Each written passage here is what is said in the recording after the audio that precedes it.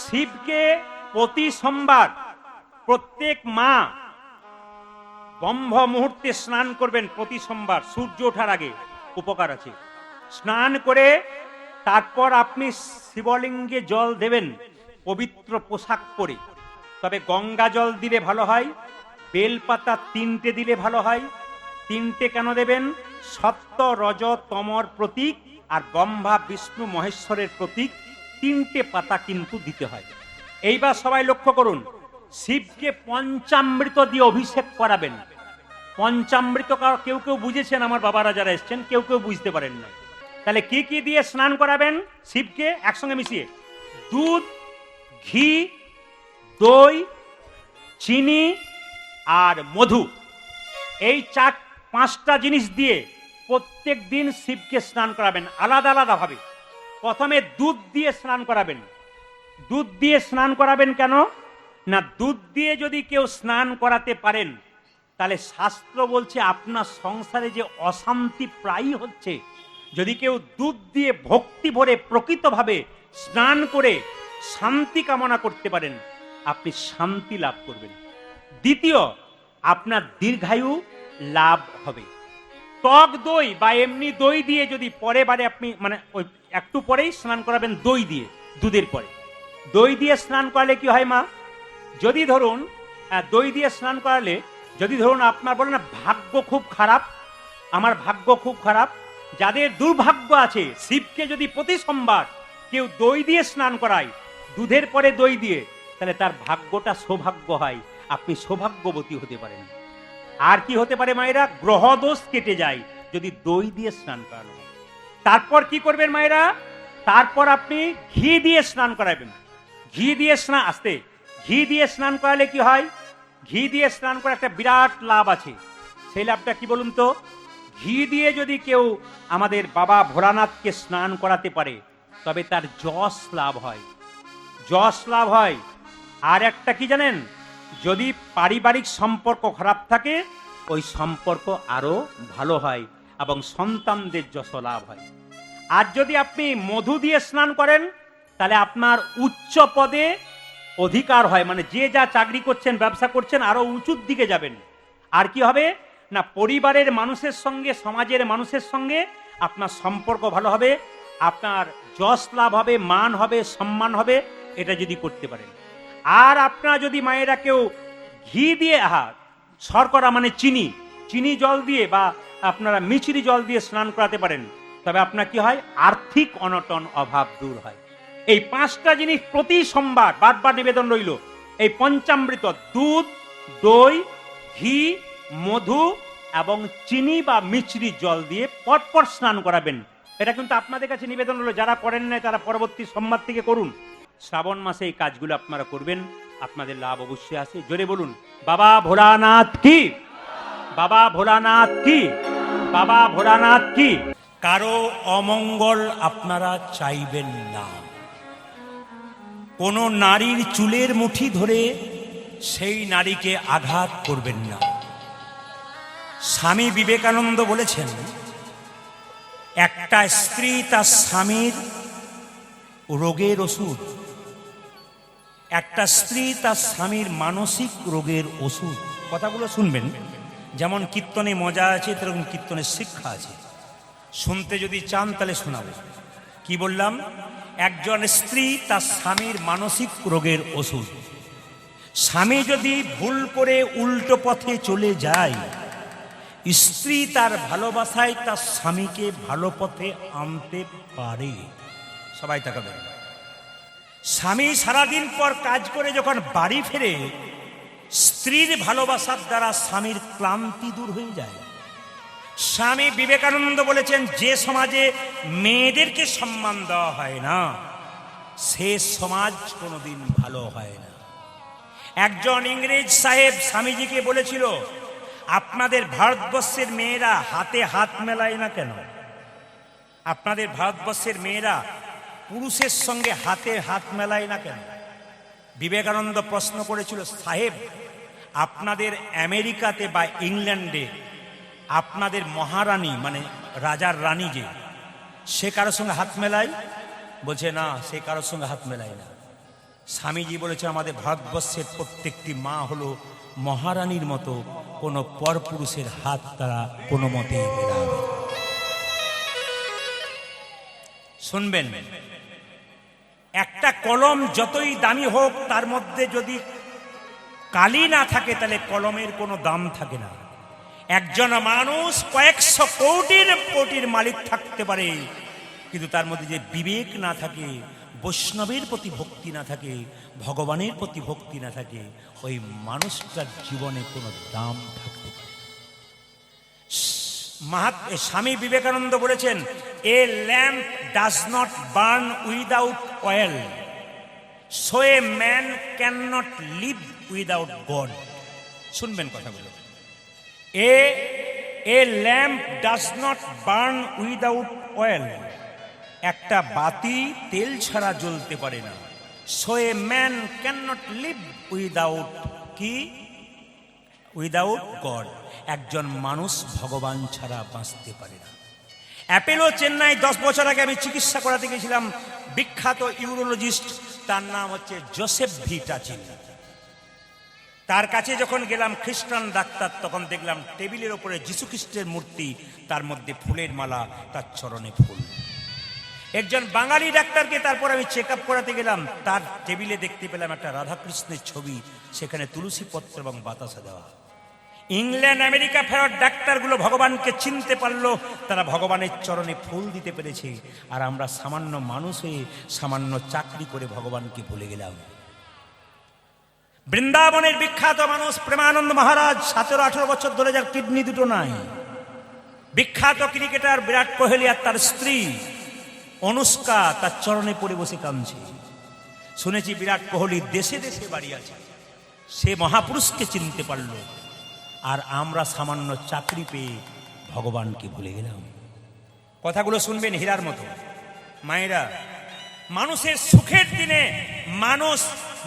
সুখের দিনে মানুষ আগে আগে যায়, আর দুঃখের দিনে দেখবেন পেছন পেছন যায়। যখন কোনো ছেলে বিয়ে করতে যায়, তখন দেখবেন মায়েরা, বিয়ে করতে যখন যায় বরযাত্রী আগে যায়, বর পেছনে যায়।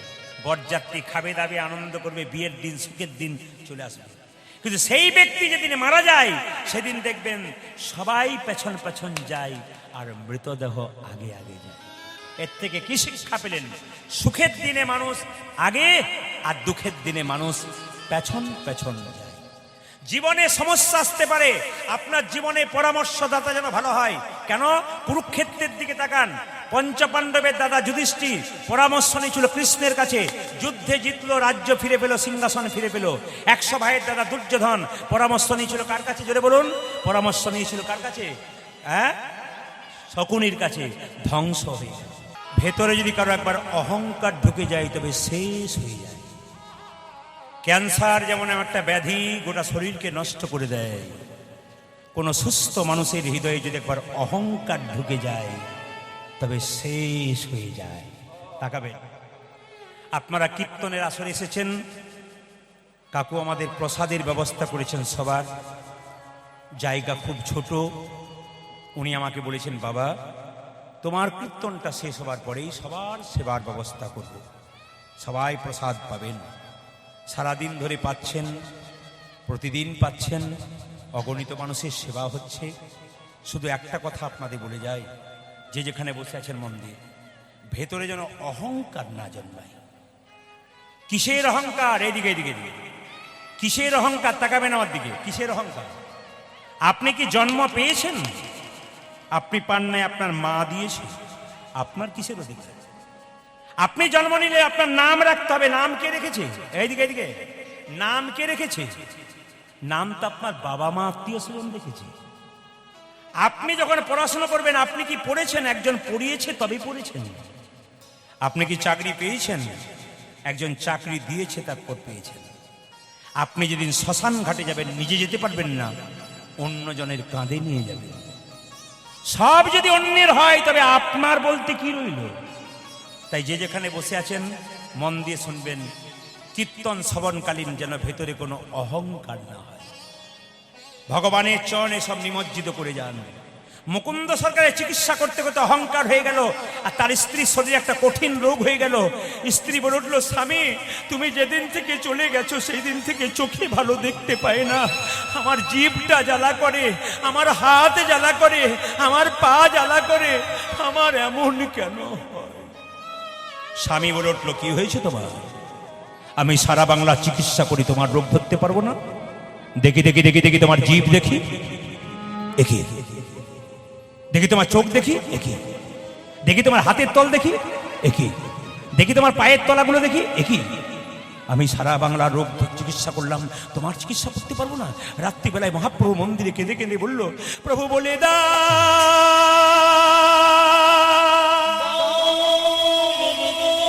প্রভু বলে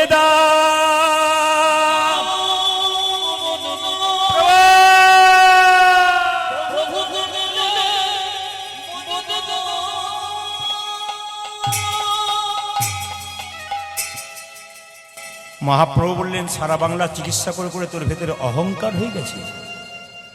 এক কাজ কর, তোর আর অহংকার থাকবে না। বল, প্রভু আমি ক্ষুদ্র জীব, কখন আমার অহংকার হয় আমি বুঝতে পারি না, যদি অহংকার হয়েছে আমার পতন ঘটিয়ে দাও।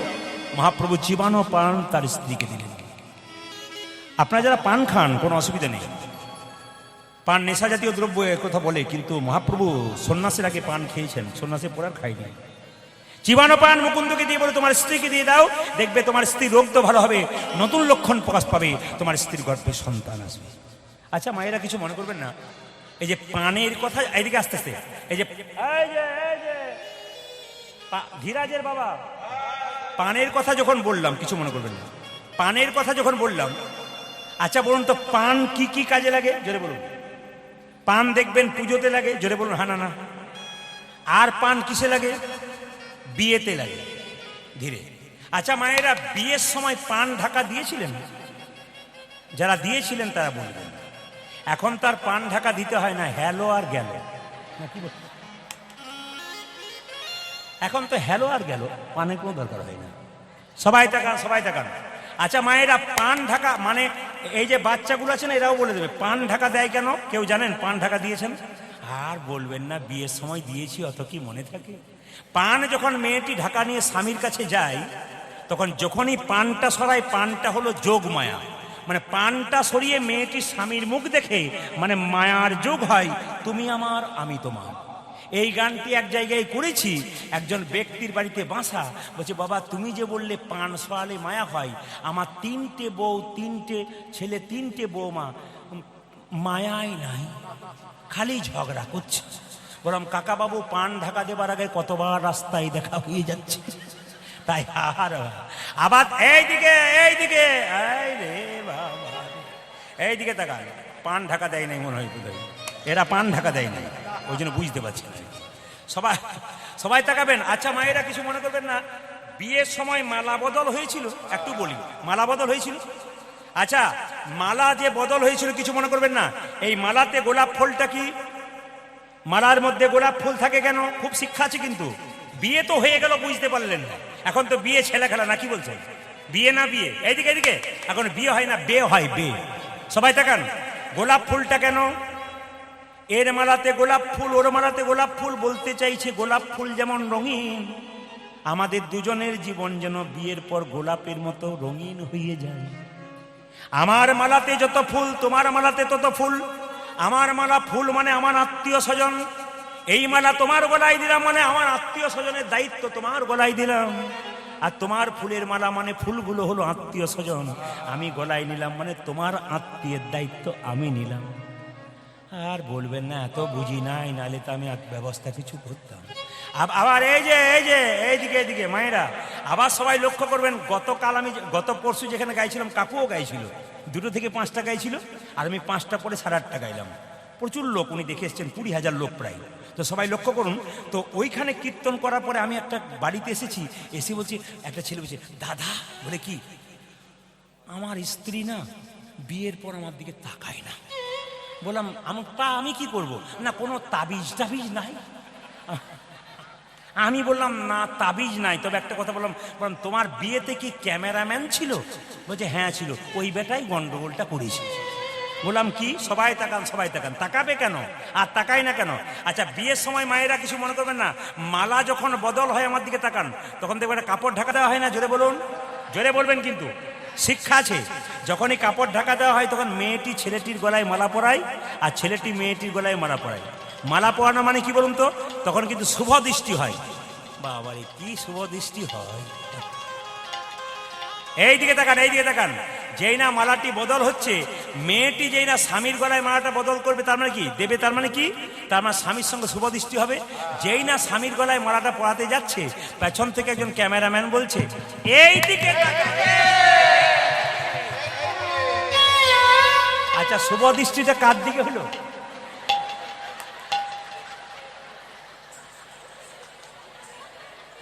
কীর্তনে কি মজা আছে বুঝতে পারছেন তো? এই জন্য তো পাঁচির ভেঙে লোক চলে আসছে, নাকি বলছেন? এ শুধু এখানে নয়, এ শুধু এখানে নয়, পশ্চিমবাংলা নয়, ভারতবর্ষে যত রাজ্য আছে প্রায় রাজ্যে ঘুরেছি, জেলাগুলো তো সব ঘোরা হয়ে গেল আপনাদের আশীর্বাদে। কিন্তু আপনাদের কাছে নিবেদন, সব জায়গাতে ঢল নেমেছে। আপনাদের একটু বলে রাখি, মালা বদলের সময় ক্যামেরাম্যানের দিকে না, না, আপনারা ক্যামেরাতে স্মৃতি রাখবেন, কিন্তু আসল জায়গাটা ঠিক রাখবেন। তারপর মালা বদলের পরে তাকাবেন, কিন্তু মালা বদল করতে করতে নেই। সবাই লক্ষ্য করুন যে যেখানে বসে আছেন, যেই না মুকুন্দ সরকার বলেছে দেখি চিবান্ন পানটা নাও, আর চিবান্ন পানটা নেওয়ার সঙ্গে সঙ্গে তার গর্ভে সন্তান এসেছে। আর সেই গর্ভের সন্তান জন্ম নিয়েছে বৃহস্পতিবার দিন। কোন কি পুজো ছিল? মা সরস্বতী পুজো ছিল। সবাই কিন্তু একটু মাথায় কাপড়টা নিন, একটা সন্তান জন্ম নিয়ে সবাই একসঙ্গে, সবাই একসঙ্গে, একসঙ্গে। সরস্বতী পুজোর দিনে ছেলে জন্ম নিচ্ছে, সবাই একটু উলুদ হয়ে দেবেন। কেন বলুন তো? আগে গাই, গানটা গাই, তারপর। তাহলে কি হবে? আপনাদের বাড়িতে কৃষ্ণ ভক্ত সন্তান হবে। সবাই মায়েরা, আহা হেন কালে জন্মিল শির ঘুনন্দন, হেন কালে হেন কালে জন্মিল শির ঘুনন্দন, মুকুন্দ দাসেরি তাহা আনন্দিত, মুকুন্দ দাসেরি তাহা আনন্দিত, আনন্দ ধরে না, আনন্দ ধরে না, মুকুন্দ দাসের মনে আনন্দ ধরে না, মুকুন্দ দাসের মনে পুত্রের বদন হেরে,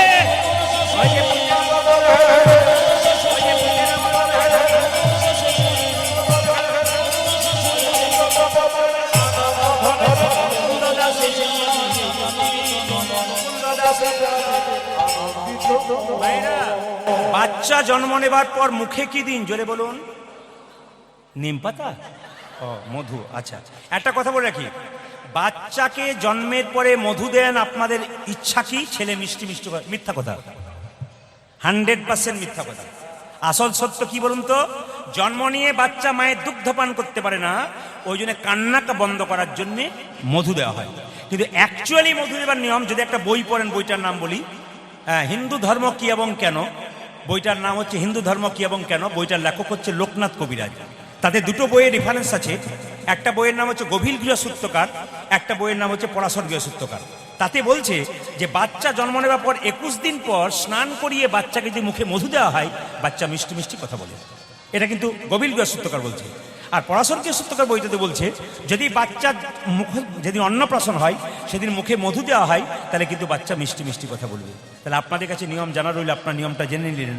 এবার থেকে যখন বাচ্চা জন্ম নেবে 21 দিন পর মধু দেবেন না। প্রথমে তো দেবেন কান্না বন্ধ করার জন্য, কিন্তু 21 দিন পর দেবেন। কিন্তু মায়েরা সরস্বতী পুজোর দিন তো মধু কোথায় পাবে? দুই কানে শোনাইল মধুর হরিনা, দুই কানে শোনাইল মধুর হরিনামে শোনালো, হরিনামে শোনালো, সংসারের কথা শোনার আগে হরিনামে শোনালো, সংসারের কথা শোনার আগে নামময় দেখা হলো।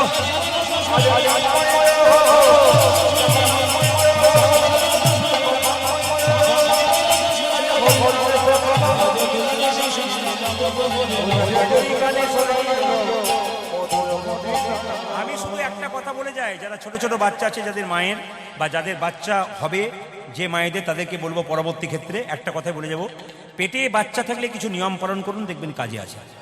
অনুকূল ঠাকুর বললেন যে মহাপুরুষের জন্ম হচ্ছে না কেন? মায়েদের প্ল্যাটফর্মটা ভালো নেই। ঈশ্বরচন্দ্র বিদ্যাসাগর, রবীন্দ্রনাথ ঠাকুর, সুকান্ত জন্ম নিচ্ছে না কেন? একটাই কারণ, কি? মায়েদের প্ল্যাটফর্মটা ঠিক নেই। এয়ারপোর্টে এরোপ্লেন নামে, বাকি জায়গাতে নামে না। মহাপুরুষের আত্মা ঘুরে বেড়াচ্ছে, নামতে পারছে না, ভালো প্ল্যাটফর্ম পাচ্ছে না। কি করবেন?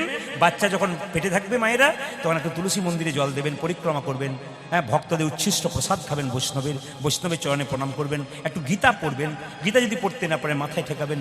কিছু কাজ করলে কেন কৃষ্ণভক্ত সন্তান হবে না? মাটি যদি হয় খাঁটি, সোনার ফসল ফলে।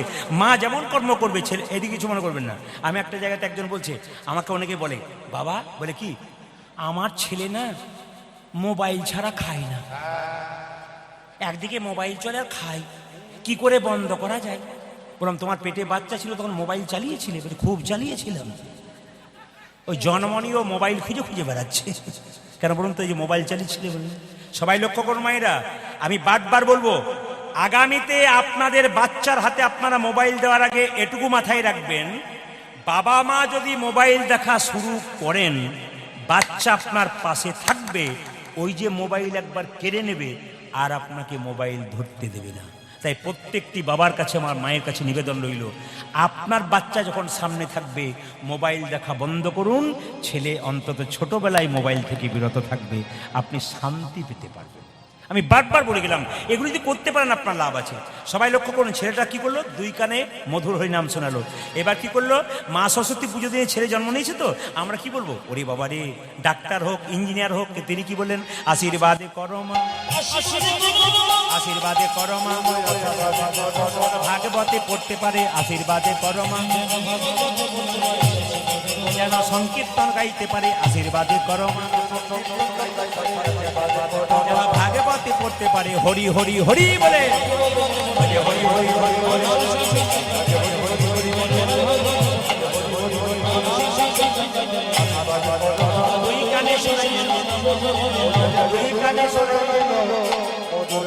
এই যে ডাইনিং রুম করবেন, বেডরুম করবেন, বাড়ির সব রুম করবেন, কিন্তু ভগবানের রুম একটা করবেন। এখন প্রায় জায়গাতে কীর্তন করতে গেলে মানুষ আমাকে ফোন করে বা কোনো সময় জানতে চায়, দাদা ভগবানের মন্দিরটা কোন জায়গায় করব? ভগবানের মন্দির করবেন সবসময় ঈশান কোণে, করতে পারলে খুব ভালো। দেখুন, জ্যোতিষশাস্ত্র যারা পড়ছেন বা জ্যোতিষশাস্ত্র যারা পড়ে বা জ্যোতিষ নিয়ে আলোচনা করে, একটা ছোট্ট কথা আপনাদের বলে যায়, টিপস। ঈশান কোণে যেন কোনোদিন কোনো ক্রমে বাথরুম না হয়। ঈশান কোণে যদি আপনি বাথরুম করতে পারেন, তাহলে একবার 100% আপনাকে গ্যারান্টি দিলাম, জ্যোতিষশাস্ত্র বলছে আপনার ভালো কাজ কোনো মতেই হবে না, হতে হবে না। এই যে যারা নতুন বাড়ি করবেন তাদের বলবো, ঈশান কোণে কিন্তু বাথরুম নয়, ঈশান কোণে ভগবানের মন্দির তৈরি করবেন। অনেক জায়গায় যাই, কিছু মনে করবেন না, অনেক জায়গায় যাই তো দেখতে পাই যে দরজা ঢুকবার আগেই রাধাকৃষ্ণের মূর্তি এঁকে দিয়েছে। আমাকে বলে, দেখুন দাদা, দরজার সামনে রাধাকৃষ্ণের মূর্তি এঁকে দিলাম। বললাম, ভাই কিছু মনে করবেন না, খুব ভালো লাগলো দেখে, কিন্তু যখন প্রচণ্ড পাথর হয়, বৃষ্টি হয়, আপনি কোথায় থাকেন? বলে, আমি তো ঘরের ভেতরে থাকি। আর উনি কোথায় আছেন? বলে, উনি তো ওইখানে আছেন। উনি দিব্যি পাথর খাক আর জলে ভিজুক, আর আপনি ঘরের ভেতরে বসে থাকুন। মানে কত বড় অন্যায় আমরা করছি দেখুন। বাইরে রাধাগোবিন্দের মূর্তি করেছি, কিন্তু কোনো সাবানিধি নাই, বৃষ্টি পাথর সব কিছু হচ্ছে, কোনো অসুবিধা নেই। অনেকে আবার বলছে, একবারে 3 তলার ওপরে মন্দিরটা করে দিয়েছি, ভগবান ওপরে, আমি নিচে। আমার নিচু তলায় আপনি তো এসি করেছেন, ওপর তলায় তো কিছু করেন নাই। ভগবান দিব্যি গরমে ভোগ করুক, আর তুমি আপনার এসি থাকো। আবার অনেকে দেখতে পাই সিঁড়ির নিচে একটু ফাঁকা জায়গা থাকে, ওখানে মন্দির করে। বলে, কেন? ভগবানের তো জায়গার প্রয়োজন হয় না, দিব্যি ওপর দিয়ে চলছে আর ভগবান নিচে বসে আছে। আমাদের মনটা কত ছোট, বুঝতে পারছেন তো আমরা কোন জায়গায় যাচ্ছি? অথচ দেখবেন সবচেয়ে লজ্জার ব্যাপার, ভগবানের মন্দিরে গিয়ে শুধু চেয়েই যায়। রাস্তা দিয়ে যাচ্ছেন, সামনে একটা শিব মন্দির, শিবের কাছে প্রার্থনা করছেন, মেয়ের বিয়ে হোক, ছেলের চাকরি হোক, কিন্তু মন্দির ফেটে যে বাবার মাথায় জল পড়ছে, এদিকে কেউ তাকাচ্ছে না। তার প্রতি লক্ষ্য শূন্য, কিন্তু আমাদের লক্ষ লক্ষ বাসনা, আমাকে এই দাও, আমাকে সেই দাও। যে মালিকের অধীনে আপনি চাকরি করবেন বা কাজ করবেন, আপনাকে সেই মালিকের কথা ভাবতে হবে। শুধু মালিক আপনার কথা ভাববে তা নয়। আপনি যত মালিকের কথা ভাববেন, তত মালিক কিন্তু আপনার কথা ভাববে। ওই জন্য বারবার বলবো, চলতে ফিরতে খেতে শুতে ভগবানের নাম করুন, জীবনে যদি শান্তি পেতে চান। মায়েরা, এই সংসারে ছেলে মেয়ে যারা আছে, আপনার কর্তব্য কর্ম করতে হবে। সংসার মানে কি? সং মানে কি? সাজা। আর সার মানে কি? কৃষ্ণচরণ। সংসারে মা সাজবেন, বাবা সাজবেন, কাকা সাজবেন, সার কি? কৃষ্ণচরণ। ছেলে মেয়ে বড় হবে, আপনাকে এক পাশে ফেলে দিতে পারে, ভগবান আপনাকে ফেলবে না। ভগবানের সঙ্গে সম্পর্ক করবেন, ভগবান আপনাকে ঠিক জায়গাতে রাখবে। এই জন্য বারবার বলবো, কীর্তন যখন শুনবেন আপনার মন দিয়ে শুনবেন, আগ্রহ করে শুনবেন, জীবনে কিছু নিয়ে যাবেন। আপনি 3 ঘন্টার কীর্তন শুনবেন, আপনি ইচ্ছা করবেন না আমি কি পেলাম।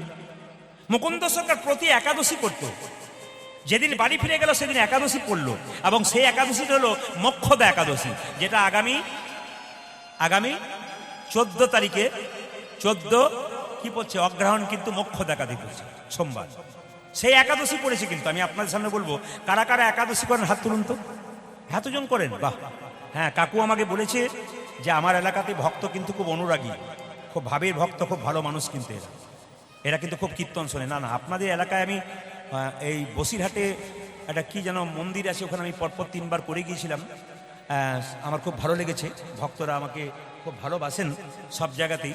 আর শুধু একটা ছোট্ট কথা আপনাদের বলে যাই, এই কয়েকদিন আগে আমি বিশাখাপত্তনম গিয়েছিলাম। আপনার বিশাখাপত্তনম নামটা শুনে চমকে যাচ্ছেন। বিশাখাপত্তনম থেকে আমাকে নিয়ে গিয়েছিল মালকানগিরি, মানে উড়িষ্যা পড়ছে আর কি, মালকানগিরি। তো সেই পাহাড়ে 400 কিলোমিটার উপরে বিরাট বড় বড় পাহাড়, সেই পাহাড়ের উপরে কীর্তন হচ্ছে, প্রচুর মানুষের বাস, নদী নালা সব কিছুই রয়েছে ওখানে, বাঘ ভালুকের জায়গা। তা আমার গান দিয়েছিল প্রথম দিন রাত্রি 8টা, কয়েকদিন আগে যে বৃষ্টিটা ঝড়টা উঠবার কথা, সেই সময় আমি ওইখানেই ছিলাম। সরকার থেকে বলে দিল যে আর হবে না, আপনি কীর্তন বন্ধ করুন, কমিটিকে বললো। কিন্তু কমিটি বললো ঠিক আছে, চেষ্টা করি, গোবিন্দের কৃপা কি হয়। তো বিশ্বাস করবেন, এত গাড়ি ঘোড়া এসেছে, এত ভক্ত এসেছে, 15 থেকে 20 হাজার ভক্ত। বলে আপনার ইউটিউবে কীর্তন শুনে দেখুন চুপচাপ বসে আছে। ওদের একটা বিশেষত্ব দেখলাম, খুব ভালো লাগলো। সেটা কি জানেন, প্রত্যেকে একটা করে আসন এনেছে, একটা করে জলের বোতল এনেছে, চুপচাপ আসনটা নিয়ে জলের বোতলটা নিয়ে চুপচাপ বসে আছে। আর আশ্চর্যের ব্যাপার, কেউ কারোর দিকে তাকাচ্ছে না, চুপচাপ মাথা নিচু করে বসে আছে। যখন একটা প্রেমের কথা বলছি, আবেগের কথা বলছি, তখন মাথা নিচু করে একবার নিতাই গৌর হরি বল বলে হাত তুলছে। আশ্চর্যের ব্যাপার, কোনো মানুষে 15-20 হাজার মানুষ, কারোর সঙ্গে কোনো গল্প নেই, একবার চুপচাপ স্থির কীর্তন শুনছে, বাচ্চা থেকে বয়স্ক পর্যন্ত। এই অভিজ্ঞতার কথা আপনাদেরকে বললাম, আপনাদের কাছে নিবেদন রইল, যদি কিছু নিতে পারেন সেই বৈশিষ্ট্যটা আপনাদের জীবনে কাজে লেগে যেতে পারে। তো একাদশীর কথা যখন বললাম, মানে মোক্ষদা একাদশী, এই দিন কিন্তু ভগবান, শুনে রাখুন, এই যে 14 অঘ্রাণ মোক্ষদা একাদশী, এই দিন ভগবান শ্রীকৃষ্ণ অর্জুনকে গীতার জ্ঞান দিয়েছিলেন। মোক্ষদা একাদশীর দিনে ভগবান শ্রীকৃষ্ণ অর্জুনকে গীতার জ্ঞান দিয়েছিলেন। তাই আগামী মোক্ষদা একাদশীর দিনে আপনারা অন্তত গীতা পড়বেন, কিছু পড়তে না পারবেন একটা শ্লোক পড়বেন। অনেকে প্রশ্ন করবেন গীতার শ্লোক যদি ভুল হয়ে যায়, আমি আপনাদের বললাম কোনো অসুবিধা নেই, আপনি গীতার শ্লোক ভুল পড়বেন, তবু পড়তে শুরু করবেন। বলে কেন? লাইনে দাঁড়ান, তবে তো ডাক্তার পাবেন। আর দ্বিতীয় কি, দস্যু রত্নাকর রাম বলতে পারে নাই, মরা মরা বলতে বলতে একদিন রাম বেরিয়েছিল। আপনি ভুল বলতে বলতে একদিন ঠিক করবেন। একটা বাচ্চা ছেলে সাইকেলে চাপে, প্রথমে কিন্তু সিটে চেপে যায় না, প্রথমে হাফ প্যাডেলে যাবে, তারপর সিটে যাবে। আপনি শিখুন, শিখতে শিখতে শেখা, না চলতে চলতে বলা, চলতে চলতে চলা, গাইতে গাইতে গলা, এগুলো নিয়ম। এই জন্য অভ্যাস করুন আপনার গীতা পড়তে। এই মোক্ষদা একাদশীর দিনে যদি কেউ গীতা দান করতে পারে, তাহলে খুব লাভ আছে। কিন্তু এই মোক্ষদা একাদশী দিয়ে যদি কেউ গীতা দান করতে পারে, অন্তত 50টা গীতা 50 জনকে দান করুন, আপনার লাভ আছে। একাদশীর দিনে এক কথা একটু ছোট্ট করে বলে যাই, আপনারা যারা আমার মুখে শুনেছেন, আমি আপনাদের বলতে যাই, প্রত্যেকটি হিন্দু পরিবারে অন্তত একাদশী করা দরকার। কেন? মুসলিম সমাজে 30 দিন রোজা রাখা হয়। আশ্চর্যের ব্যাপার, ভোর 4টে থেকে সন্ধ্যে 6টা পর্যন্ত জল খাওয়া তো দূরের কথা, থুতু পর্যন্ত গেলে না। আর আমাদের সবচাইতে লজ্জার ব্যাপার, একাদশী করতে আমাদের কষ্ট হয়। আমি আপনাদের বলবো, একাদশী বাড়ি বাড়ি করুন। শাস্ত্র বলেছে 8 থেকে 80 বছর পর্যন্ত সবাই একাদশী করতে পারে। কত বললাম? 8 থেকে 80। যদি কেউ অসুস্থ থাকে, সে কি একাদশী করে ওষুধ খেতে পারে? হ্যাঁ, ওষুধ খাবে, তবে কিন্তু একাদশী করতে পারে। একাদশীর দিনে মায়েরা অনেকে কাঁচা লঙ্কার ঝাল খায়, একবারে খাবেন না, শাস্ত্র বিরুদ্ধ। শাস্ত্রে একবারে বারবার বারণ করেছে, কাঁচা লঙ্কা খাওয়া যাবে না। অনেকে ধনে পাতার দেখবেন চাটনি খায়। একাদশীর দিনে সিদ্ধান্ত হচ্ছে যত কম খাবেন তত ভালো, মুখ ঝুটা যত কম করবেন তত ভালো। একাদশীর দিনে যত মুখকে এঁটো কম করবেন তত আপনার ভালো। দেখুন, যারা ডায়েট করবার জন্য ডাক্তারের কাছে যায়, কিভাবে আমরা চেহারাটাকে ঠিক রাখবো, অনেকে যায় না। তার আগে শ্রীমদ্ ভাগবত গীতা পড়ুন, পরিষ্কার করে বলে দিয়েছে যে কিভাবে শরীর ফিট রাখা যায়। কি বলছে? একটা পেটকে যদি 4 ভাগ করা যায়, একটা পেটকে যদি 4 ভাগ করা যায়, তাহলে এই পেটটাতে 2 ভাগ খাবার খাবেন, আর 1 ভাগ জল রাখবেন, 1 ভাগ ফাঁকা রাখবেন, আপনি সুস্থ থাকবেন। এই পেট থেকে 80% রোগ হয়ে যায়। এই জন্য পেট সবসময় 2 ভাগ খাবেন, 1 ভাগ জল খাবেন, 1 ভাগ ফাঁকা রাখবেন। আর আমাদের এমন এমন জন আছে, আমার দলে একজন আছে, ও তো আবার উঠে দেখে যে আমার গলা পর্যন্ত হলো, তারপর আবার ফের খায়, ওরা সামান্য দেন। তো আপনাদের কাছে নিবেদন রইল, যত কম খাবেন তত ভালো থাকবেন, আর যত বেশি খাবেন তত তাড়াতাড়ি আর বলার দরকার নেই কি হবে আর কি। সেই জন্য বলে রাখি মায়েরা, একাদশীর দিনের নিয়ম হচ্ছে পেটটাকে 4 ভাগ করলে 1 ভাগ খাবেন, 1 ভাগ জল খাবেন, আর 2 ভাগ ফাঁকা রাখবেন। যদি নির্জলা একাদশী করতে পারেন উত্তম একাদশী। তবে একটা কথা বলে রাখি, একাদশীর আগের দিনে কিন্তু ব্রাশ করে নিতে হয়, জিভ ছুলে নিতে হয়। কেন না, ব্রাশ যখন করবেন যে পেস্টের মধ্যে লবণ থাকে ওই লবণ কিন্তু দেওয়া যাবে না। জিভ ছুলতে ছুলতে রক্ত বেরিয়ে গেলে আপনার কিন্তু একাদশী হবে না। ওই জন্য জিভ ছুলবেন আগের রাত্রিতে, মানে আজকে কালকে একাদশী, আজকে রাত্রিতে বললেন। 2, সবাই লক্ষ্য করবেন। তাহলে আপনার প্রশ্ন করবেন যে বাসি মুখে কৃষ্ণ কীর্তন করা যায় না, আর বাসি মুখে দেখবেন ভগবানের সেবা করা যায় না। কৃষ্ণ কীর্তন করা যায় কিন্তু সেবা করা যায় না। তাহলে আপনার বাসি মুখে সেবা করবেন কি করে, ভগবানের সেবা দেবেন কি করে? এই জন্য বারবার বলে রাখি, যদি হরিভক্তি বিলাস পড়েন পরিষ্কার দেখতে পাবেন। হরিভক্তি বিলাসে বলেছে যে আপনি সকালবেলায় ঘুম থেকে উঠে একটু উষুম উষুম জল গরম করবেন, মানে মুখে নেওয়ার মতো 21 বার কুলকুচি করবেন। ওই দিন 21 বার গরম জল নিয়ে কুলকুচি করবেন, হরিভক্তি বিলাস পড়বেন, পরিষ্কার লেখা আছে। সকালবেলায় কি দন্ত ধাবন করতে হয়, কি করতে হয়, 21 বার কুলকুচি করতে হয়। আর যদি আপনি ট্রেনে বাসে যাচ্ছেন, আচমন করার আপনার জন্য জল নেই, হতেই পারে এমন সময় হয়, তো হরিভক্তি বিলাস একটা সুন্দর কথা বললো যে ডান কানে 3 বার হাতটা, ডান হাতটা ঠেকিয়ে হরে কৃষ্ণ নাম করবেন, ব্যাস আপনার আচমন কিন্তু হয়ে যায়, যদি জল আপনার কাছে না থাকে। তবে বলে রাখি মায়েরা, যদি নির্জলা একাদশী করেন, হ্যাঁ ওই দিন আপনারা অন্ন খাবেন না কেন, পঞ্চশস্য খাবেন না কেন? পাপ আর পুণ্যের কথা সবাই জানে, অন্যায় করলে পাপ হয়, ভালো কাজ করলে পুণ্য হয়। কিন্তু পাপ বলছে পুণ্যকে সব ভালো জায়গা দিয়েছো গোবিন্দ, আমাকে একটা ভালো জায়গা দাও। ওই যে ঠিক আছে তোকে একটা ভালো জায়গা দিলাম, বলে কোথায়? অন্যের মধ্যে তুই থাকবি, অন্যের মধ্যে। সঙ্গে সঙ্গে পুণ্য পাপ বললো অন্যের মধ্যে থাকলে কলির জীব তো অন্নগত প্রাণ, তারা তো অন্ন খাবে, তাহলে খাবে না তো, তারা তো ছাড়বে না, খাবেই, তাহলে আমি থাকবো কি করে? বলছে না, মাসে 2 দিন অন্যের মধ্যে থাকবি। কোন দিন কোন দিন? যেদিন একাদশী, ওই দিনটা ভগবানের বার। রবিবার সোমবার তো আলাদা বার হয়ে গেল, কিন্তু ভগবানের বার হচ্ছে একাদশী বার। একাদশীর দিনে পাপ কিন্তু অন্যের মধ্যে থাকে।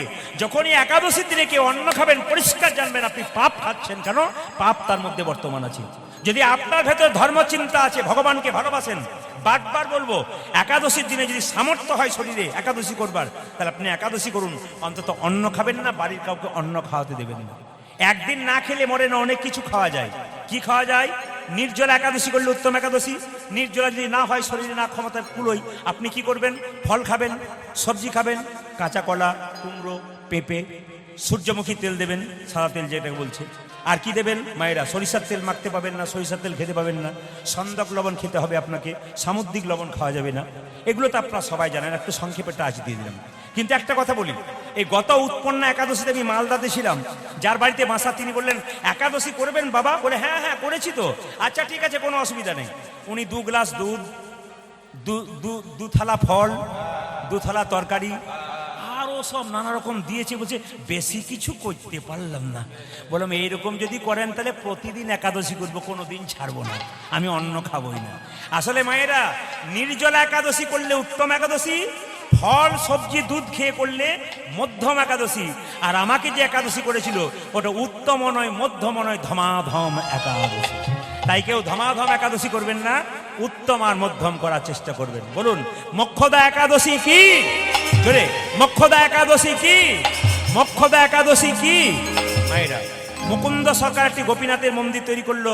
সেই সময়কার মালদার নবাব ছিল হুসেন শাহ। তার পেটে প্রচন্ড যন্ত্রণা, কোনো মতে ভালো হয় না।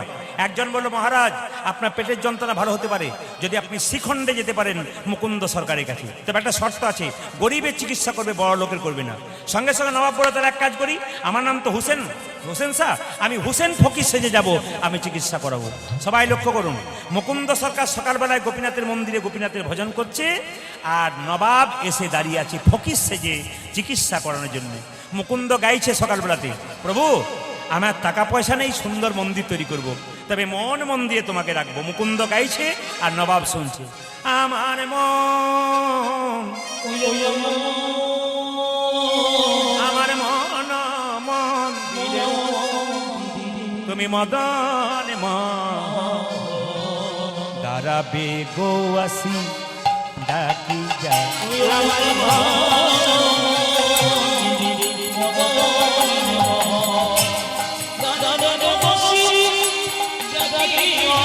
মন মন্দিরে মদন মোহন দাঁড়াবে গো আসি ডাকি যা।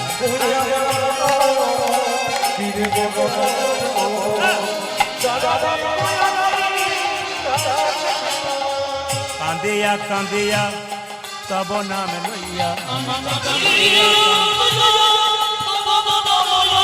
কাঁদিয়া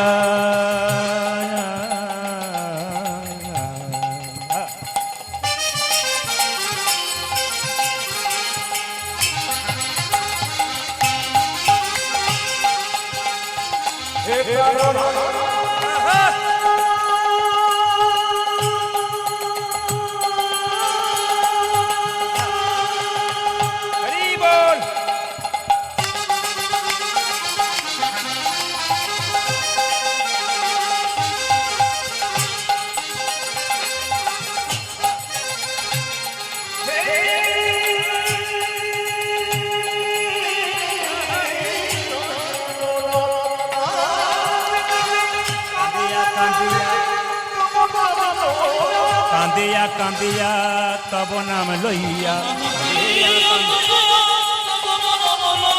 নয়ন জলে বুক ভাসাইয়া আমি কাঁদিয়া কাঁদিয়া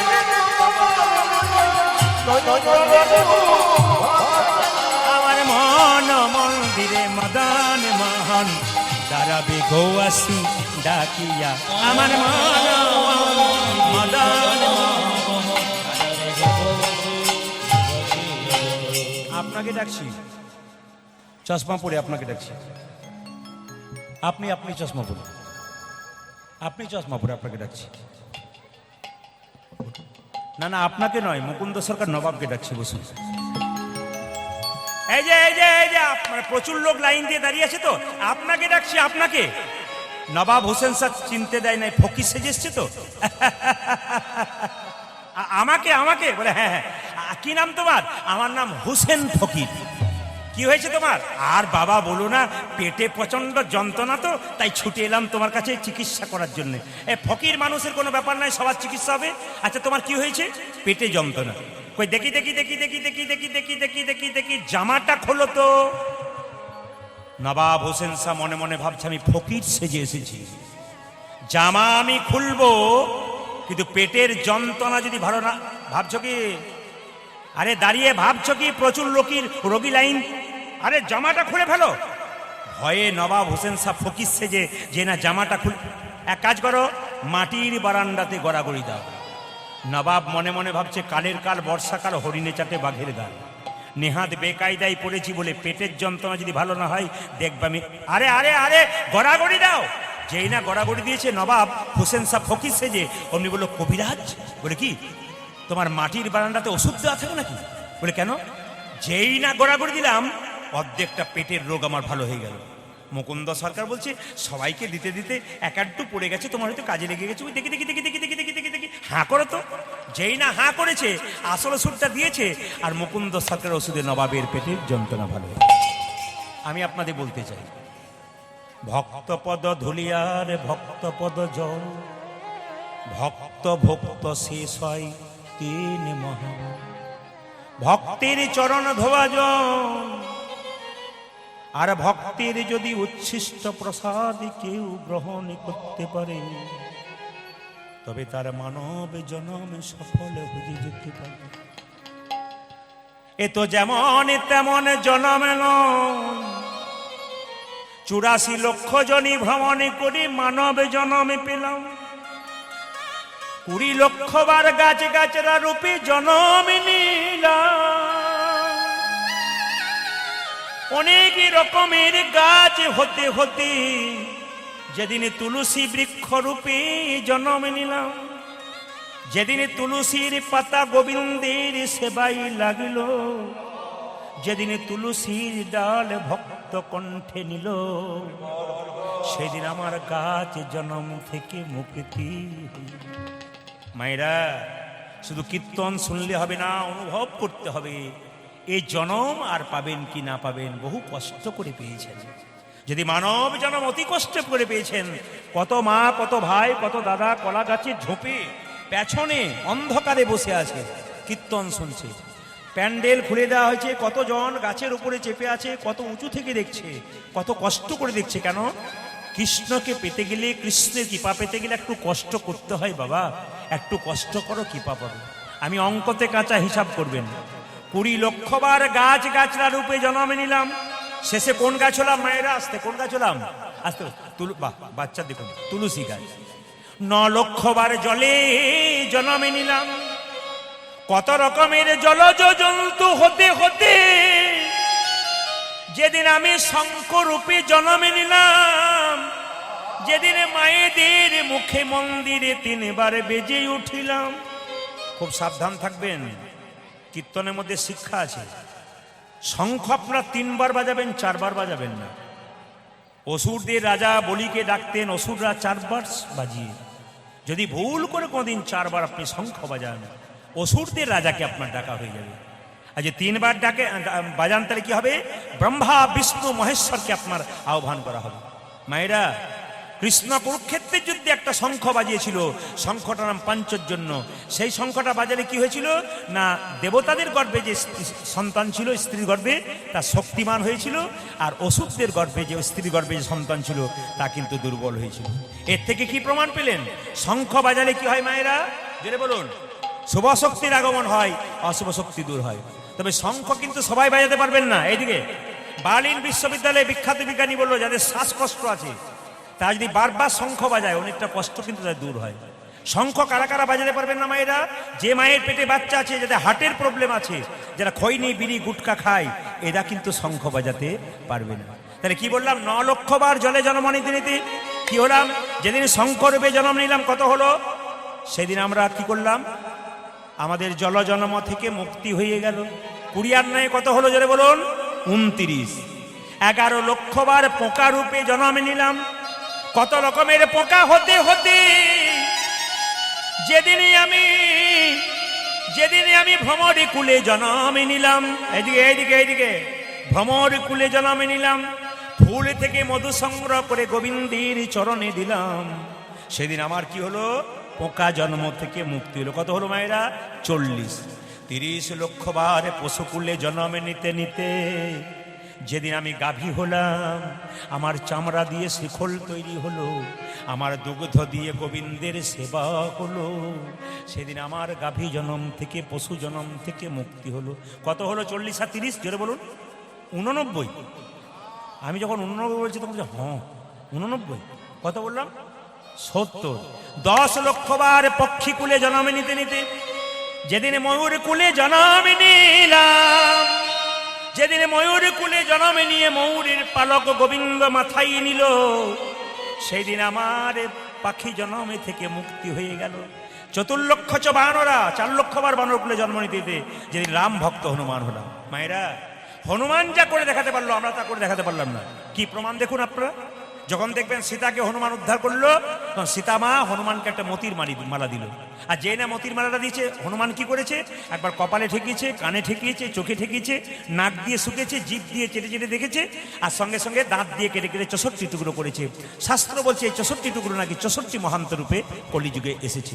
সবাই লক্ষ্য করুন, লক্ষণ যখন দেখলো বারবার সীতা মায়ের মালাটাকে দাঁত দিয়ে কেটে 64 টুকরো করে দিল, লক্ষণ তখন সীতাকে বলছে, মা এ তুমি কি করলে? বানরে সপিলে মতিতে তার নাইকো মতি, অনায়াসে কাটে তারে দন্তে, শিশু মানে না দেবতায়, মানুষ পূজে তারে জ্ঞান বন্তে। ওই যে শোনো, একটা বাচ্চা ছেলেকে মন্দিরে শুয়ে দাও, ও পায়খানা প্রস্রাব করে দেবে, ও কি করে জানবে মন্দিরে মানে কি? বানরকে মতির মালা দিয়েছো তুমি। তখন সীতা চিৎকার করে বলল, হনুমান এ তুই কি করলি? আমার মালাকে তুই অপমান করে দিলি।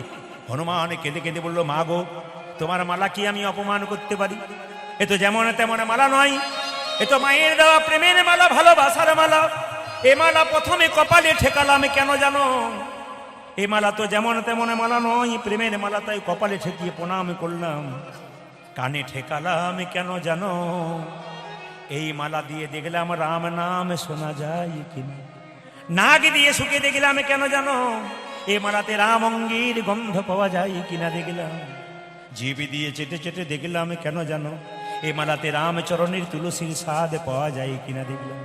যে মালাতে রামে নাম শোনা যায় না, যে মালাতে রামে দেখা যায় না, ও তো কলঙ্কের হার, অলঙ্কের হার নয় মায়েরা, ও তো অলঙ্কার নয়, ও তো কলঙ্কের হার। তাই কি করলাম? আমি দাঁত দিয়ে কেটে কেটে ফেলে দিলাম। লক্ষণ বলছে, হনুমান এতদিন আমার অহংকার ছিল যে রাম আমার দাদা, সে ভগবান, আমার অহংকার ভেঙে গেছে, তুই কি হৃদয় মাঝে রাম দেখাতে পারবি? লক্ষণকে সঙ্গে সঙ্গে হনুমান বলল, লক্ষণ কাকা তুমি তোমার তীরটা দাও, আমি রাম দেখাবো। যেই না তীরটা দিয়েছে লক্ষণ, অমনি হনুমান বক্ষ বিদীর্ণ করেছে, দেখে একা রাম নয়, দেখে সীতারামের যুগল মিলন, সীতারামের যুগল হনুমানের হৃদয় মাঝে সীতারামের যুগল মিলন, আর কি তারে মারতে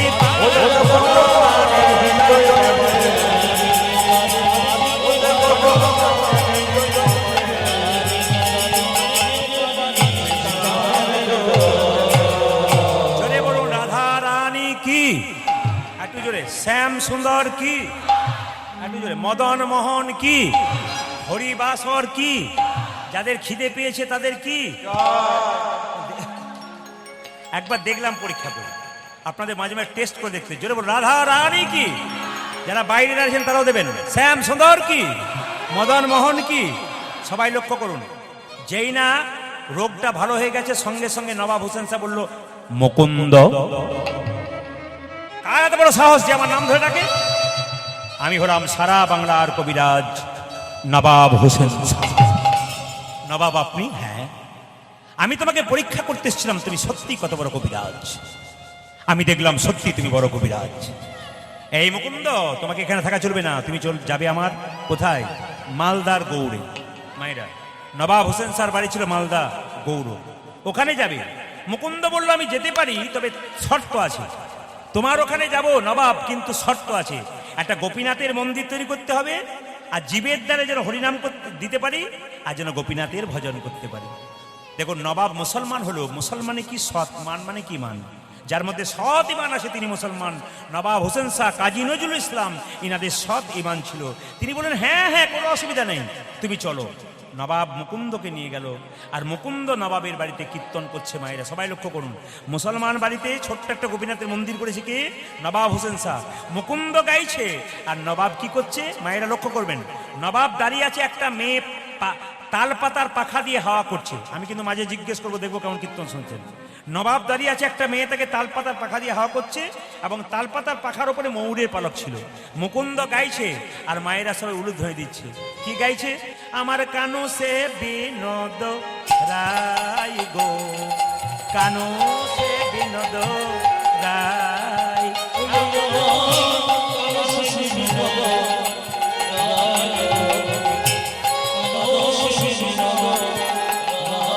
আমার কানু সে বিনোদ রায় গো, আমার কানু সে বিনোদ রায়।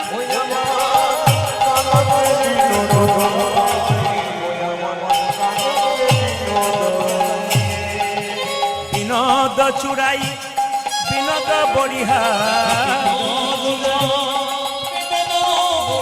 বিনোদ চুড়াই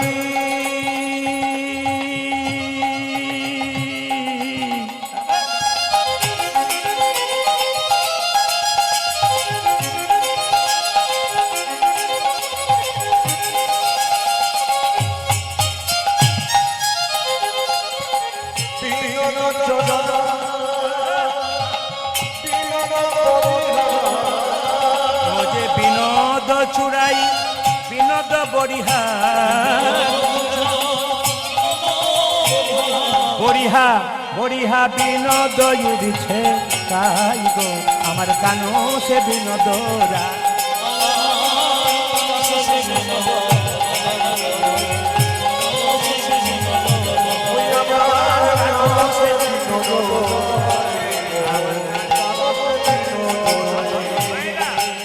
যারা স্কন্দ পুরাণ পড়বেন, যারা স্কন্দ পুরাণ পড়বেন তারা জানবেন যে গুরুর সঙ্গে সম্পর্ক করতে গেলে কতগুলো কাজ করতে হয়। একটা একটা করে শুনবেন।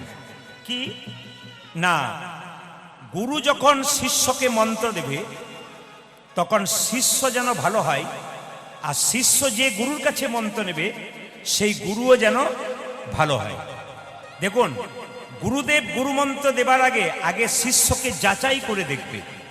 যদি পাকা চাষি হয় তাহলে মাঠটা উর্বর হয়েছে কিনা আগে পরীক্ষা করবে, তারপর বীজ ফেলবে।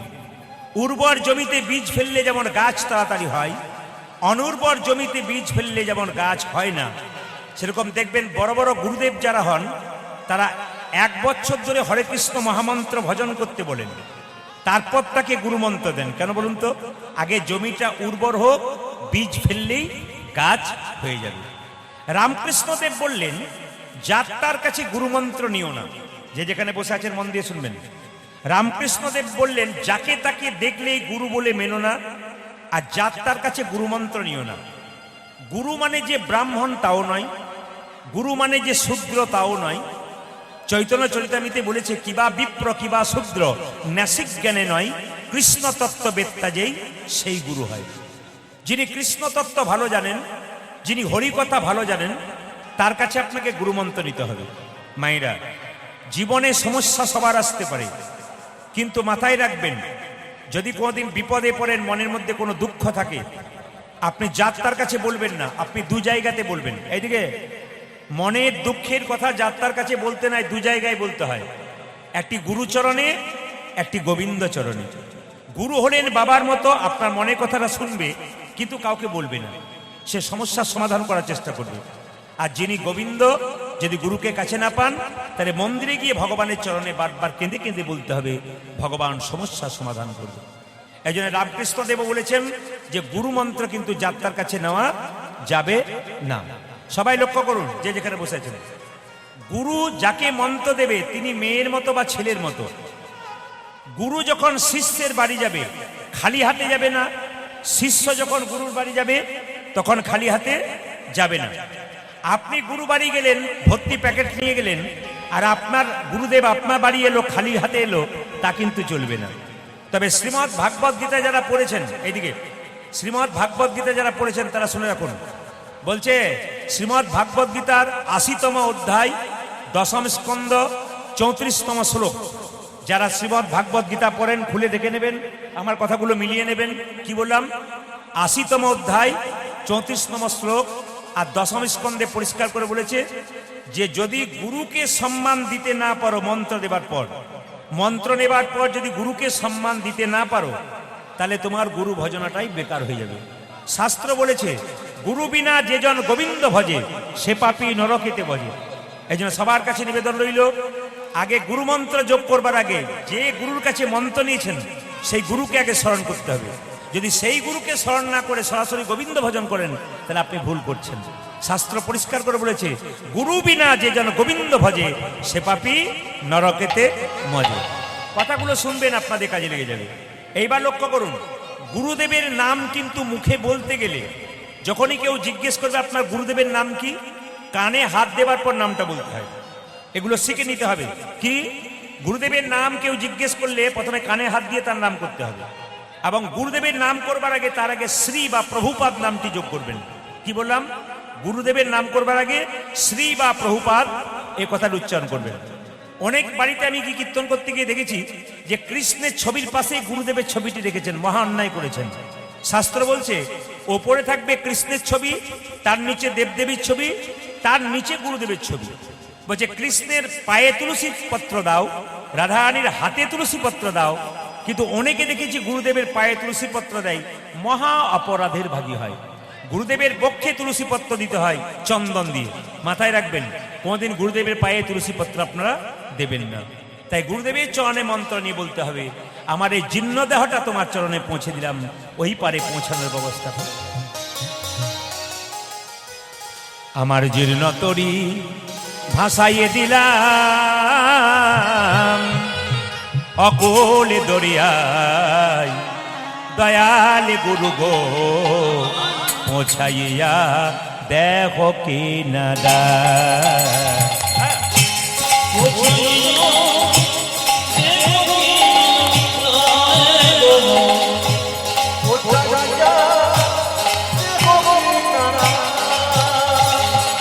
পৌঁছাইয়া দেহ কি নারাই গো, পৌঁছাইয়া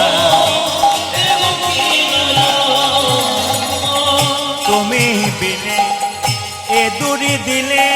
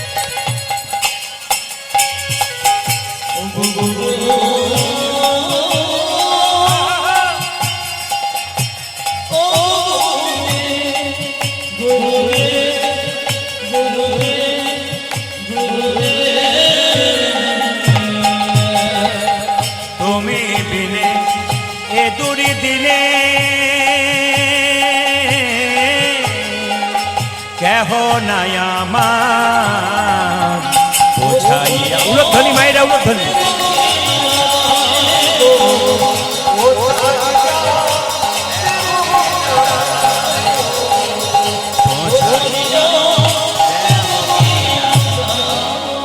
আপন আপন গুরুদেব কি, শুনতে কম পাচ্ছেন কি? আস্তে। আপন আপন গুরুদেব কি। এত পেছনে চিৎকার হলে হবে না, এত বেশি ভক্ত হয়ে গেছে যে আপনাদের চিৎকার হচ্ছে পেছনে। রাধা রানী কি, শ্যাম সুন্দর কি, মদন মোহন কি, হরিবাসর কি, গরম লাগছে কি না দেখলাম পরীক্ষা করে। রাধা রানী কি। তবে আপনারা সবাই জানেন, সকলের শ্রদ্ধেয়, আস্তে সকলের শ্রদ্ধেয়, আমাদেরও শ্রদ্ধেয় রাধাপদ কাকু, যার সঙ্গে আমার প্রথম পরিচয় হয়েছিল দক্ষিণ চৌস্কোনার মাটিতে। প্রথম আমাকে একটা আসরে উনি দেখেছিলেন আজ থেকে বহুদিন আগে। তো উনি আমাকে তখন পিঠে হাত চাপড়ে সাহস দিয়েছিলেন। ওনার আশীর্বাদ আমার মাথায় আছে, ওনার ভালোবাসা আমার মাথায় আছে। অক্লান্ত পরিশ্রম করে একার দ্বারাই হরিবাসর করেন। আপনার সবাই সাহায্য করবেন অন্তত মানসিকভাবে সুস্থভাবে কীর্তন শোনার। এখানে এত মানুষের সেবা হয়, এত ভক্তের সেবা হয়, এই সেবা একার দ্বারা সম্ভব নয়। শুধুমাত্র রাধা মাধবের কৃপাতে তিনি করছেন এবং রাধা মাধবের আশীর্বাদ আছেন। এবং অবশ্যই আমরা ঈশ্বরের কাছে প্রার্থনা করব আমাদের কাকু দীর্ঘজীবন ধরে আরও কীর্তন করুন, মানুষের সামনে হরিকথা কৃষ্ণকথা শ্রবণ করান। ওনাদের আশীর্বাদ আমার মাথায় থাক, এটাই চাইব। সবার কাছে বলে রাখি মায়েরা, এই ছোট্ট একটি কথা বলে আমি গৌরচন্দ্রিকা শেষ করব, একটু মন দিয়ে শুনবেন। এক রাজার মনে চারটে প্রশ্ন জেগেছিল। রাজা বলল এই চারটে, এইদিকে এইদিকে এইদিকে, রাজা বলল চারটে প্রশ্ন আমার মনে জেগেছে, যদি কেউ উত্তর দিতে পারে তাহলে রাজত্ব দিয়ে আমি বৃন্দাবনে চলে যাব, যদি কেউ উত্তর দিতে পারে। আচ্ছা, এতজন কীর্তন শুনতে এসছেন, প্রশ্নগুলো বলবো না বাদ দিয়ে দেবো? বলেই দেখি যদি আপনারা কেউ পারেন। রাজার প্রথম প্রশ্ন ছিল ভগবান কোথায় থাকে, আর দ্বিতীয় প্রশ্ন ছিল ভগবান কি খায়, আর তৃতীয় প্রশ্ন ছিল ভগবান কখন হাসে, আর চতুর্থ প্রশ্ন ছিল ভগবানের কাজ কি। আপনাদের কারো জানা আছে কি? ঠান্ডা মাথায় ভগবান কোথায় থাকে মায়েরা? হ্যাঁ, দেখতে পাচ্ছি আপনারা ভয়ে বলছেন না। দু চারজনকে দেখছি, কেউ বলছে, আবার কে বলছে যাক ঠিক আছে মেনে নিলাম। কিন্তু আমার প্রশ্ন হচ্ছে, রাজা বলছে ভগবান কোথায় থাকে, এক প্রশ্ন।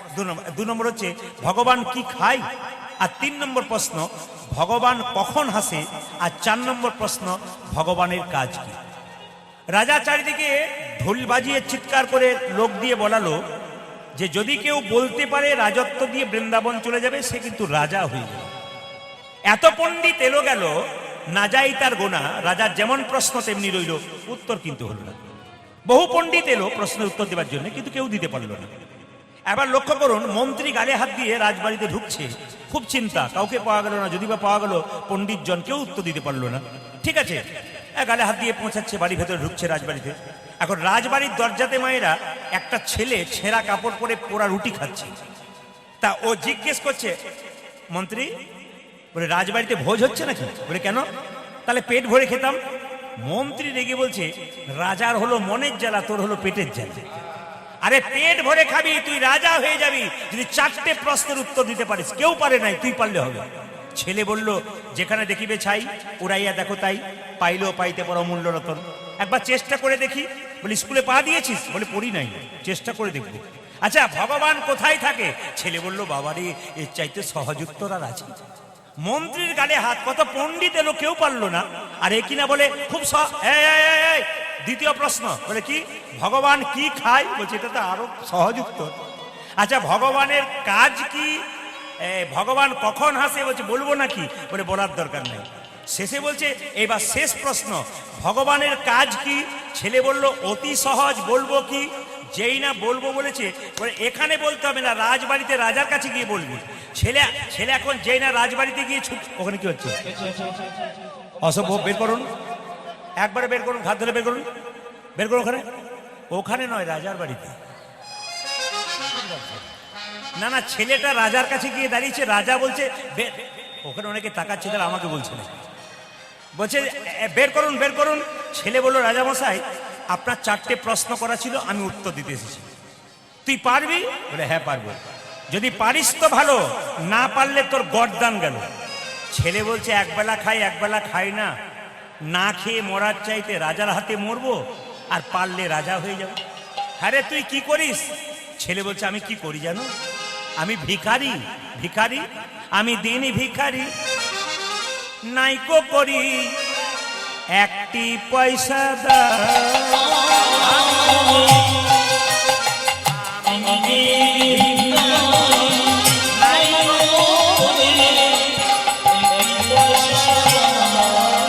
আমি দিন ভিখারি, নাইকো করি একটি পয়সা দাও।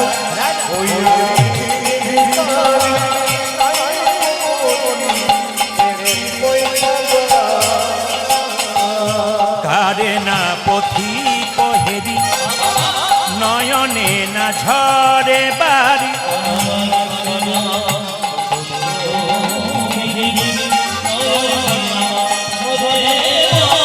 কারে না পথি কহেরি, নয়নে না ঝরে বাড়ি, কারে না পথি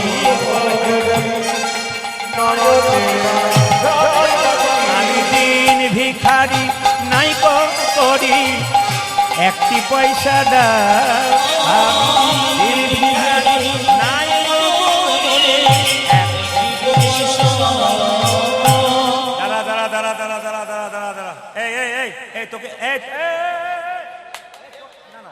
তোকে আর ভিক্ষা করতে হবে না। বলে কেন? তুই রাজা হয়ে যাবি 4টে প্রশ্নের উত্তর দিলে। প্রথম প্রশ্ন, ভগবান কোথায় থাকে? ছেলে বলল রাজামশাই উত্তর দেব, তবে 5 মিনিট দেরি আছে। বলে কেন? অনেক দূর হেঁটে এলাম তো, এক গ্লাস শরবত হবে। রাজা বলল কে আছিস, এক গ্লাস শরবত দে তো। যেই না এক গ্লাস শরবত দিয়েছে, ছেলে তখন রাজাকে প্রশ্ন করছে রাজামশাই এটা শরবত? বলে হ্যাঁ। যদি শরবত তবে চিনি কই? মায়েরা, শরবত তৈরি করার পর চিনি দেখতে পান আপনারা? ছেলে এমন প্রশ্ন করেছে, রাজা বলছে মন্ত্রী আচ্ছা ছেলে ধরেছ তুমি। এই যে যদি শরবত হবে তবে চিনি কই? সঙ্গে সঙ্গে রাজা বলছে এই জন্য তুই ভিখারি নইলে প্রফেসর হতে পারতিস। বলে কেন? জলের মধ্যে চিনি আছে, খালি চোখে দেখা যায় না, চুমুক দিলে বোঝা যায়। ছেলে বলল রাজামশাই এই গ্লাসটার মধ্যেই কিন্তু আপনার প্রশ্নের উত্তর আছে। বলে কিরকম? জলের মধ্যে চিনি আছে, খালি চোখে দেখা যায় না, চুমুক দিলে বোঝা যায়। সেরকম বিশ্ব ব্রহ্মাণ্ডের মধ্যে ভগবান চিনির মতো মিশে আছে।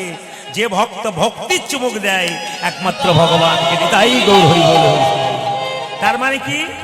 ভক্তি যার কৃষ্ণ তার সর্বশাস্ত্রে কয়, ভক্তি না থাকিলে কৃষ্ণ দেখিলেই কিবা হয়। মায়েরা, ভক্তির দরকার আছে। যারা পেছনে আছেন চিন্তা করবেন না, আমি মাঝে মাঝে ঘুরবো। হ্যাঁ, একজন ভাই তো আমাকে ওখান থেকে ডাকছে, বলে চলে আসো। চলে যদি যাই তো সব শেষ। ঠিক আছে, হ্যাঁ আমি ঘুরবো, চিন্তা নেই, ঘুরবো। আচ্ছা মায়েরা, প্রথম প্রশ্ন হয়ে গেল। রাজা বলল ঠিক আছে। এর 2 নম্বর প্রশ্ন, ভগবান কি খায়? ছেলে বলছে খাই না।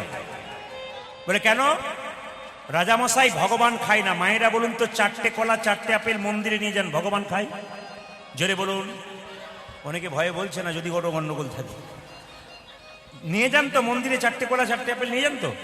ভগবান খায়? জোরে বলুন। যদি না খাই কাল থেকে নিয়ে যাবেন না, না নিয়ে যাবেন।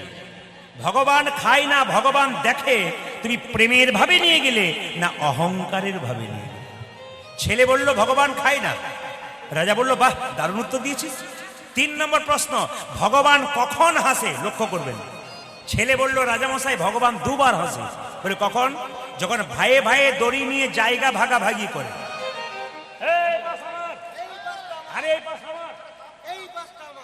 আপনাদের এখানে ভাইয়ে ভাইয়ে নিশ্চয়ই ঝগড়া নাই। আপনারা হাসছেন মানে ভুল বলে ফেললাম নাকি? একজন মহিলা বললেন কতজন মারামারি করে হাসপাতালে ভর্তি হয়ে আছে। সব জায়গাতেই আছে। আচ্ছা, ভাইয়ে ভাইয়ে যখন দড়ি নিয়ে টানাটানি করে ভগবান বিচার করে, এমন ওপর দিকে টানবো তখন বুঝতে পারবি ভগবান তখন আসে। আর ভগবান কখন আসে? যখন দেখবেন অসুস্থ ব্যক্তি আপনার বাড়িতে ছটফট ছটফট করছে, ডাক্তার এসে বলছে আরে কোনো চিন্তা নেই, আমি এসে গেছি, বাঁচিয়ে দেবো। ভগবান বলছে তোরই গ্যারান্টি নেই তুই বাড়ি পর্যন্ত যেতে পারবি। এমন হ্যাঁচকা মারবো না বেটাকে, শুধু বুঝতে পারবি। ভগবান তখন হাসে। 4 নম্বর প্রশ্ন, রাজা বলল খুব সুন্দর উত্তর দিয়েছিস, এটা বললেই তুই রাজা হয়ে যাবি, আমি সিংহাসন ছেড়ে বৃন্দাবন চলে যাব।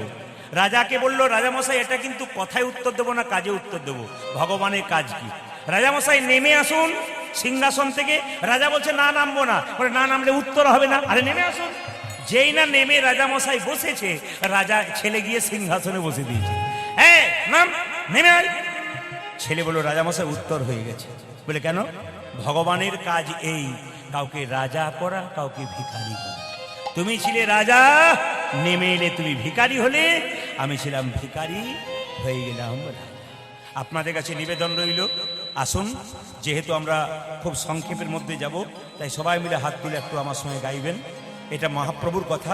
10-5 সবে মিলে দাঁড়েতে বসিয়া, কীর্তন করহ সবে হাতে তালি দিয়া। দেখি দাঁড়ান দাঁড়ান, যার হাত আছে তিনি তালি দেবেন, যার নাই তাতে তোলার কোনো দরকার নেই। দেখি কার কার আছে, সবাই মিলে হাত তুলুন, হাত তুলুন। হ্যাঁ হ্যাঁ হ্যাঁ, একসঙ্গে কিন্তু। হ্যাঁ, খুব সুন্দর ক্যামেরা হচ্ছে। এই ক্যামেরা তো অনেকজনে নিয়ে এসছে, আমি তো তাদের চিনি না। আবার আমার যে ক্যামেরা এসছে তো MK স্টুডিও, আপনারা সার্চ করলে দেখবেন কাকুর বাড়ির কীর্তনের হাততালি আপনারা দেখতে পাবেন, কি সুন্দর দিয়েছেন। হাত তুলুন একসঙ্গে। হরি হরয়ে নম কৃষ্ণ, একসঙ্গে। হরি হরয়ে নম কৃষ্ণ যাদবায় নম, হরি হরয়ে নম কৃষ্ণ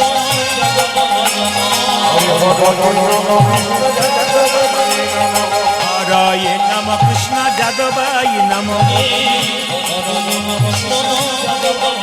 ওজে যাদবাই মাধবাই কেশবাই নম, হরি বল।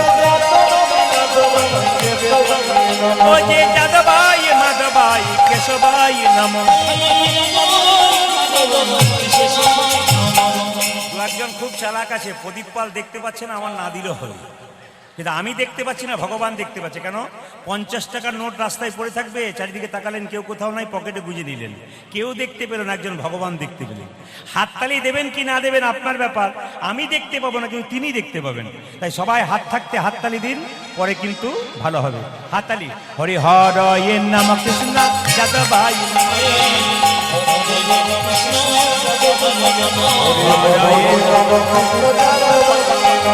যাদবাই মাধবাই কেশবাই নম, ওজে যাদবাই মাধবাই কেশবাই নম। ওজে গোপাল গোবিন্দ রাম শ্রী মধুসূদন, গোপাল গোবিন্দ, ওজে গোপাল গোবিন্দ রাম শ্রী মধুসূদন, ওজে গিরিধারী গোপীনাথ মদন মোহন, কালী। ওজে গিরিধারী গোপীনাথ মদন মোহন। আসরে সব ভালো লাগলো, একটা জিনিস খারাপ লাগলো, বলবো না, বাদ দিয়ে দেবো, বাদ দিয়ে যাই, বলে দেবো। সব ভালো লাগলো, কোনটা বলুন তো? এত সুন্দর কীর্তন করলেন, হরি হরয়ে নম কৃষ্ণ যাদবায় নম, যাদবায় মাধবায় কেশবায় নম, খুব ভালো লাগলো। কিন্তু খারাপ দাঁড়ান দাঁড়ান দাঁড়ান, খারাপ কোনটা লাগলো? 2-4 জনকে দেখতে পেলাম, হরি হরয়ে নম কৃষ্ণ যাদবায় নম, যাদবায় মাধবায় কেশব, এটা আমার ভালো লাগলো। খুব ভদ্রলোকের মতো, বিশিষ্ট ভদ্রলোক, হিন্দু সনাতন ধর্মের বিশিষ্ট ভদ্রলোক, এদের জন্য ধর্ম কিন্তু অনেক এগিয়ে। না না, আপনাদের এখানের জন্য বলি নাই, অন্য জায়গার জন্য বলি। তারপর তো মাইকম্যান 2 জনকে প্রথমেই এরকম দেখেছি, ওদের তো থাকতে হবে, কৃপা হবে কি করে? হাত ছেড়ে দাও, কৃপা হবে, হাত ছাড়তে হবে। হাত তুলুন। হরি হরয়ে নম কৃষ্ণ যাদবায় নম, হরি হরয়ে নম কৃষ্ণ যাদবায় নম, যাদবায় মাধবায় কেশবায় নম, ওজে যাদবায় মাধবায় কেশবায় নম, ওজে গোপাল গোবিন্দ রাম শ্রী মধুসূদন, ওজে গোপাল গোবিন্দ রাম শ্রী মধুসূদন, ওজে গিরিধারী গোপীনাথ মদন মোহন, ওজে গিরিধারী গোপীনাথ মদন মোহন। এদেরটা বন্ধ করলাম, আপনাদেরটা নেব বলে। দেখি একবার সবাই মিলে বলুন তো একসঙ্গে মহামন্ত্র নাম সুন্দর।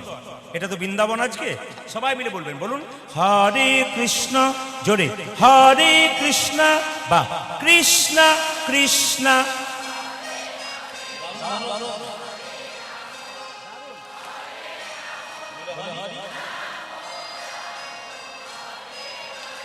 জোরে হরে কৃষ্ণ, বাহ দারুণ, বাহ হরে রাম, জোরে দারুণ, একটু জোরে হরে কৃষ্ণ, বাহ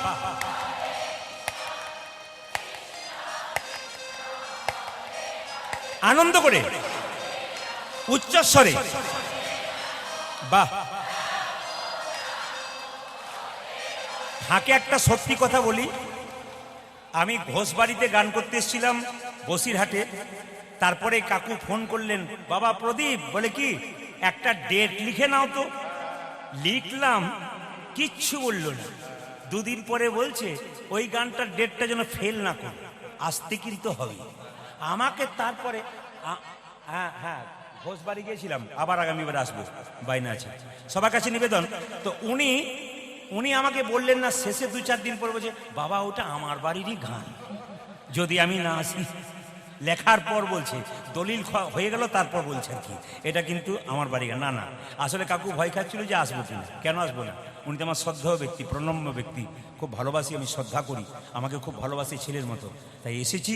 অবশ্যই আপনারা একটু আশীর্বাদ করবেন, আর সবাই মিলে জায়গাটাকে বৃন্দাবন তৈরি করার জন্য আবার একবার বলুন একসঙ্গে, হরে কৃষ্ণ, জোরে হরে কৃষ্ণ, জোরে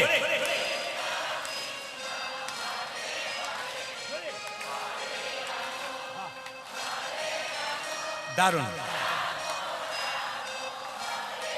শেষবার হরে কৃষ্ণ, শেষবার দারুণ, বাহ বাহ সুন্দর, দান দান দান। আগে কি আপনাদের কীর্তনের দল টল ছিল নাকি? দারুণ গাইছেন কিন্তু। এরপরে এলাকাতে এলে এদের আনবো না, আপনাদের দিয়ে চালিয়ে দেবো। তাহলে তাহলে বলুন, হরে কৃষ্ণ কৃষ্ণ কৃষ্ণ হরে হরে, হরে রাম রাম রাম হরে হরে।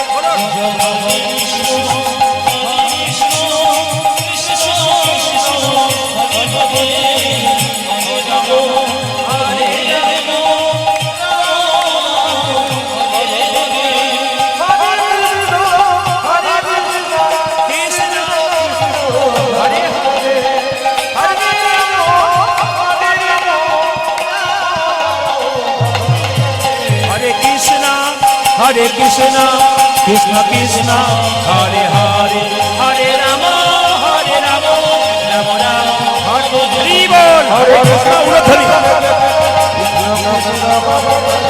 হরে রাম হরে। নয়নানন্দেতে ভনে সেই তো সকলে জানে, সর্বসিদ্ধি পরতলে